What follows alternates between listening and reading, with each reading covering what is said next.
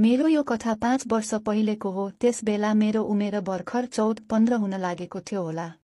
हुन त आज मेरो 20 वर्षको उमेरमा पनि म त्यति नै सुन्दर अनि कामुक छु। मेरो विवाह पनि भएको 1 वर्ष भयो र पनि म धेरै नै सेक्सी छु। मलाई सेक्सको चाहना धेरै नै छ। कुरा मैले पहिला नै भनिसके, जब म 13-14 को थिएँ तब मलाई अति नै सेक्सको चाहना बढेको थियो। 14 वर्षको उमेरमा नै मेरो शरीर हलक्क बढेको थियो भने स्तन पनि ठूलो र सारो भएको थियो। मेरो शरीर नै किन हो किन एकदम तातो हुन थालेको थियो। मोबाइल फोनमा भएका ब्लू फिल्म हेर्दा र विभिन्न उपन्यास पढ्दा त मेरो शरीर तातेर काम्दथ्यो। त्यो बेला मलाई अति नै यौन सम्पर्क गर्न मन लाग्थ्यो। राति सुत्ने बेलामा म सधैँ नेपाली उपन्यास पढ्ने गर्थेँ। म सधैँ उपन्यास पढ्दा तथा मोबाइलमा फिल्म हेर्दा सधैँ नानै बनेर आफ्नो योनि तथा स्तनमा हात मुसार्ने गर्थेँ। किन हो किन मलाई केटा मान्छे देख्नै नहुने भएको थियो। लोही केटा मान्छे देखो भने सिधै गएर यौन सम्पर्क गरू जस्तो लाग्थ्यो। केटा मान्छेको यौनाङ मेरो गुप्ताङमा पसेको अनुभव गर्न थाल्दथे। सधैँभरि मलाई कुनै केटाले नै यौन सम्पर्क गरिराखेको कल्पना गरिरहन्थे। तर पनि कुनै कोही केटासँग सम्पर्क गर्ने कुनै समय मिलेको थिएन। म सधैँ मेरो यौन अङ्ग मारेर नै चित्त बुझाउँथे। लाग्छ त्यसबेला मेरो योनिमा आगो नै बलेको थियो। मैले अब स्कुलको पढाइ पनि राम्रोसँग पढ्न छिडिसकेको थिएँ। यौन प्यासले म लगभग हिस्टेरियाको शिकार नै हुने बेला भएको थियो त्यो बेला। तर पनि मैले मेरो दिमागलाई सम्हाल्दै थिएँ। मेरो शरीरले मलाई धेरै नै दुःख दिएको थियो।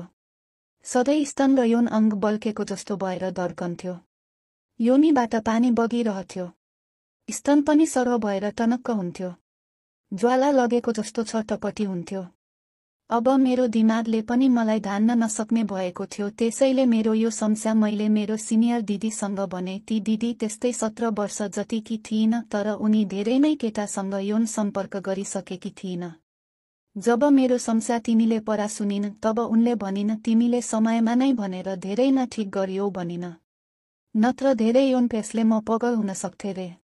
त्यसपछि ती दिदीले 1-2 दिनमा तिम्रो समस्या ठिक गर्छु भनिन्। म पनि अलि शान्त भएर बसे। 3 दिनपछि ती दिदीले स्कुल जाने समयमा स्कुल नगएर उनको घरमा आउन भनी बोलाइन्। म त्यो दिन स्कुल जाने ड्रेसमा ती दिदीको घरमा गए। ती दिदीको बुढा विदेश गएका हुनाले उनी घरमा एक्लै बस्थिन्। उनको घरमा पुगेर मैले दिदी भनी बोलाए। उनी हाँस्दै आइन् र भित्र लिएर गइन्। भित्र पुगेपछि उनले भनिन्, तिम्रो यौन प्यासको दबाई त्यो कोठामा छ, निको नहुनु जेलसम्म बस्नु भन्दै हाँस्दै अर्को कोठा देखाइन्। म के होला भन्दै त्यो कोठाभित्र पसे। म के त्यो कोठा म मात्रै पसेको थिएँ। त्यहाँ बसेको एकजना केटाले मलाई हाय भन्दै कोठाको चुक्कुल लगायो। मैले कुरा बुकिहालेँ मेरो दबाई यो नै हो भनेर।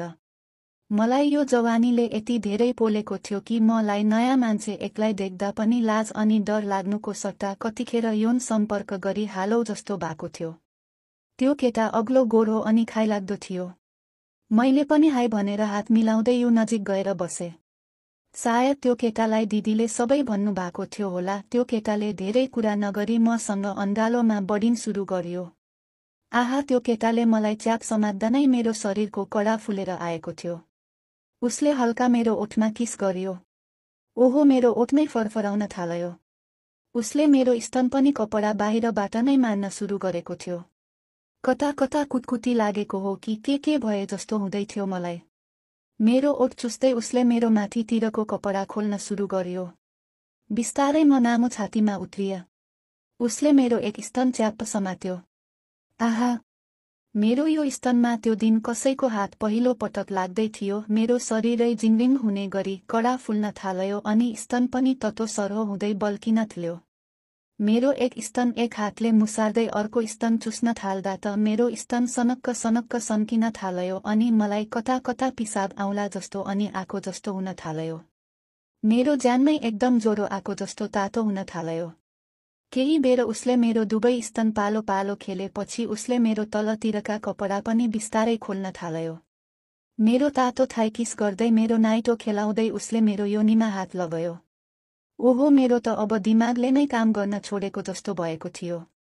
उसले धेरै ढिला नगरी मेरो योनि चाटन थाल्यो। आहा, म स्वर्गमा पुगेको अनुभूति गर्न थाले। मेरो लगभग होस हराएको थियो। जति जति उसले मेरो योनी चाट्थ्यो उति उति मैले मेरो योनाङ माथि माथि उठाउँदै लगेको थिएँ। भने मेरो योनीबाट पानी बगेको जस्तो गरी तिरिक्क तिरिक्क हुँदै पानी आउँदै थियो। म अब खप्न नै नसक्ने भएको थिएँ भने मेरो हातले त्यो केटाको टाउकोमा मुसार्दै आफूतिर तान्दै थिए।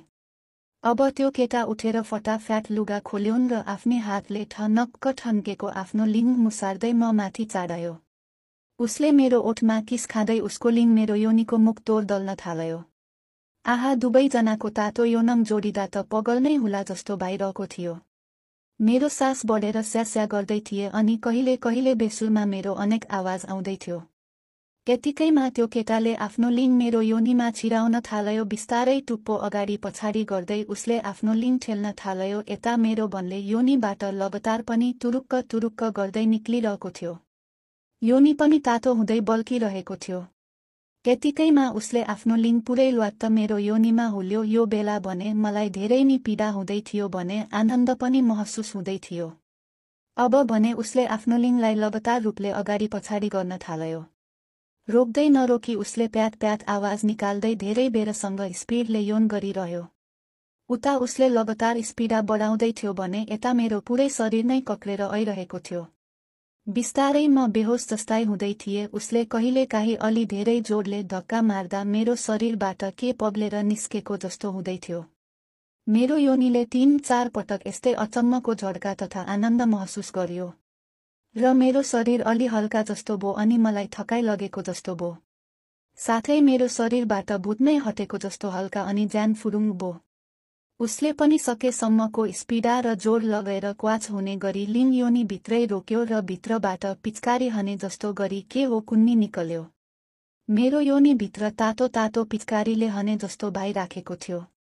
अब यो आफ्नो लिङ्ग अगाडि पछाडि गर्न छोडी म माथि नै लम्पसार सुत्यो। मैले पनि समति राखे। केही बेरपछि उठेर हेर्दा त मेरो योनीबाट रगत अनि सेतो पदार्थ निक्लदै थियो। सबै पुछेर उठेपछि मेरो शरीर नै हल्का भइराखेको थियो। वर्षौंदेखिको मेरो यौन प्यास शान्त भएपछि त म स्वर्गमा नै गएको महसुस गरिरहेको थिएँ। नयाँ जिन्दगी पाएको जस्तो मलाई एकदमै नौलो फिलिङ गरिराखेको थिएँ। कुनै ठुलो बोझ बिसेको जस्तो भइराखेको थियो। र अन्तमा यस्तो अद्भुत आनन्दको महसुस त्यो दिनभरि त्यो केटासँग गरेर म बेलुकातिर मत्रसी घर फर्के।